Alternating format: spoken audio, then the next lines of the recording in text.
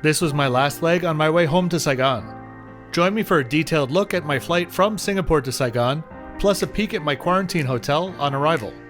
The full trip report is coming up.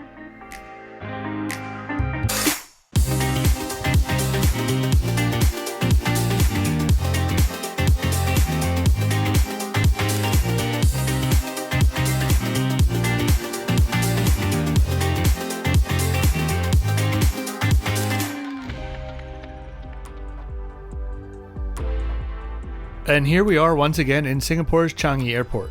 I stayed at the Aerotel last night after my flight in from Bangkok. Let's get straight into it. My morning flight today, SQ178, would be taking off from Changi's runway 02 left, heading north at 38,000 feet on this 675-mile hop to Ho Chi Minh City's International Airport, runway 25 left.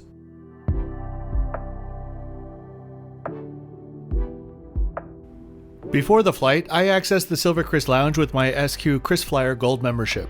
If you'd like to take a look at the new lounge, check out one of my reviews above. Changi is such a great airport though, because it's one of the few airports on Earth where you can find seating as comfortable and bathrooms as clean as inside the lounge themselves. And all this with beautiful apron views, and even a rainbow, and a fresh and clean A380 to get the dreams of flying again started.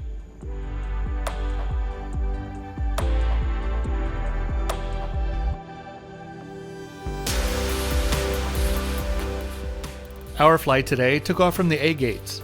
On this flight, we had a 2-year-old A350-900 in Singapore's regional configuration. In economy though, not all seats are equal. Easy rule of thumb, avoid that last row unless you have a thing against seat recline.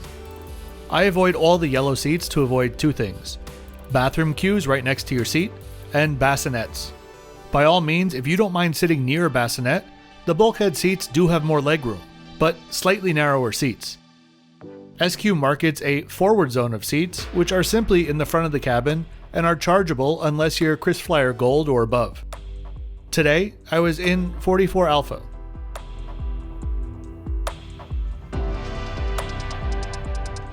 Singapore's latest generation of regional economy seats feature just about everything their long-haul fleet does in a slightly smaller package. The large touchscreen IFE screens fold out to adjust the viewing angle. You know when you see it come out this far that you're going to have that seat inches in front of your nose. USB and audio ports are also on the underside. The seat back has a small storage area, not big enough for most phones, and a cup holder. The tray table folds down and can be used in the folded position as well. Plenty of storage and a universal outlet are below. But I always avoid putting small things in storage here as I'm bound to forget that it's there. Finally, legroom was surprisingly tight. For reference, I'm 6 foot or 181 centimeters. Today's load on this non-commercial flight to Saigon is incredibly light, with just around 30 passengers in total. Pushback was just a few minutes late, and I'm very happy with my wing view from the seat that I chose. I'm well aware that the majority of my flight reviews that I've published so far are on Singapore Airlines. That will be changing though. My next flight with SQ isn't until September, and between now and then I have literally 32 flights with a multitude of carriers booked. So it will be a year full of exciting and new content.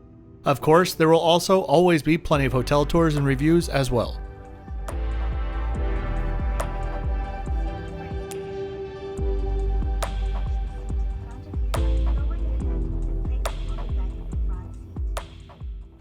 Singapore was very lucky with the timing of their flight renewal. Throughout the pandemic, they were able to operate the vast majority of their flights all over the world using just their A350s and 787 fleets.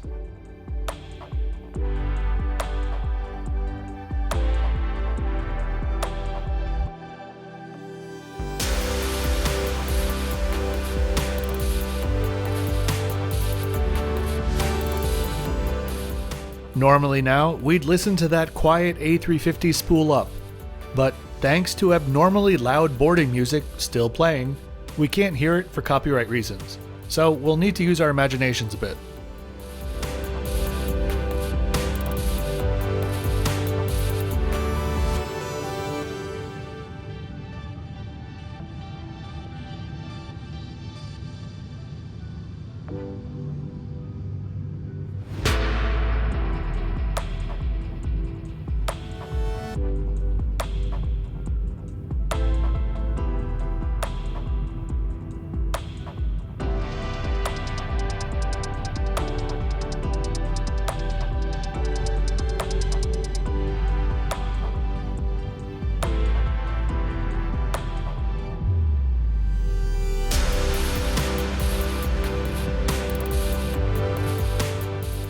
We got up above a bit of a smog layer and found some beautiful blue skies waiting for us. Meal service was about to start, and I'll be honest, when I saw the new meal service concept some months ago, I was expecting to be disappointed. It's essentially a single takeaway container. I was very wrong. Choices were seafood congee or scrambled eggs with chicken sausage and sautéed spinach. Everything was layered inside the box, and it was shockingly good. Very rarely do I find eggs on planes all that pleasant. These were cheesy, a bit runny, and the spinach was well seasoned and packed with flavor. Really a home run, relatively speaking.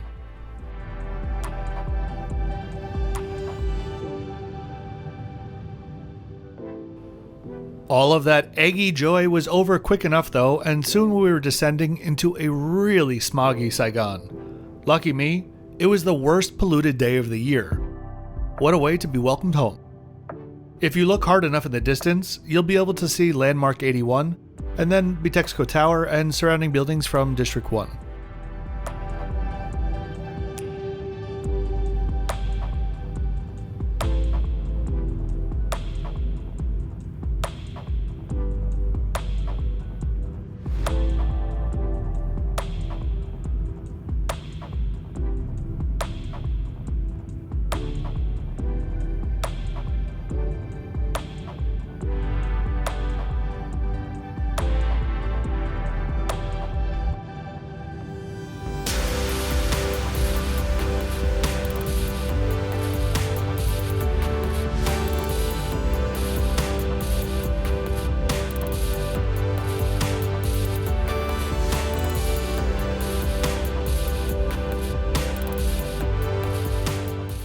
I was very happy to see Starluck still flying to Saigon daily though.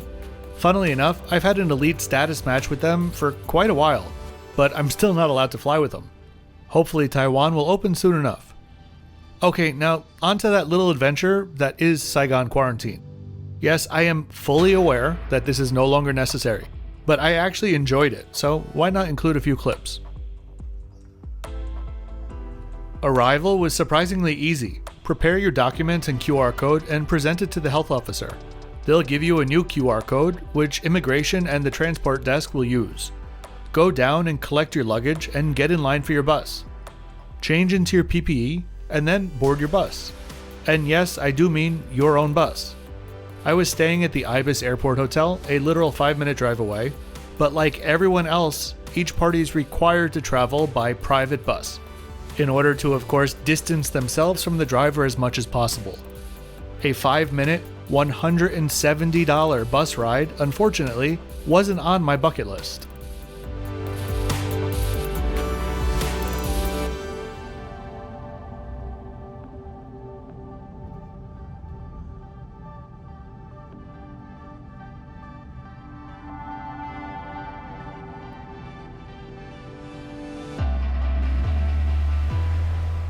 Just a few minutes later, we were there already and waiting for the bus in front to pull out. While the first signs were not too encouraging, as soon as I entered my room, I was like a kid in a candy store. I reserved this category of room at this specific hotel just for the airport views. It was a full 1-bedroom apartment with 1.5 baths on the 15th floor. All in for 8 nights accommodation and 3 meals a day was just under $1,100. All things considered, I thought that was pretty reasonable considering how happy I was with the room. I probably got more editing done in that week than maybe the 3 months previously combined.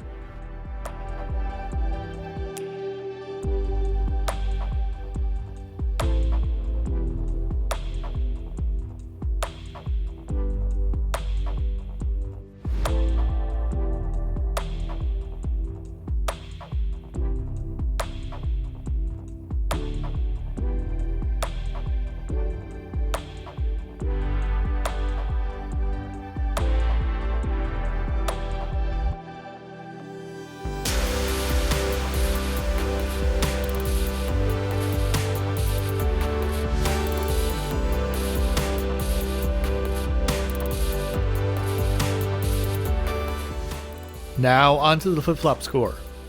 Note that this score is just for the flight. The seat is functional and modern with a great IFE screen, and the interior is pristine and new. Legroom was tight though. Service and the website and app were all great with full scores. The food selection was a little bit boring. I enjoyed the meal though, but the offerings could have been a tad more creative. The IFE was very good and responsive.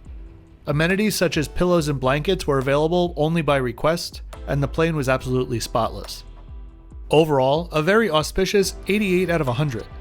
I don't live in Singapore, but every flight with SQ really does feel like it's my airline, and no matter what class, I look forward to my next flight with them.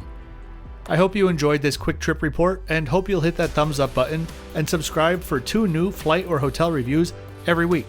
It really helps out the channel.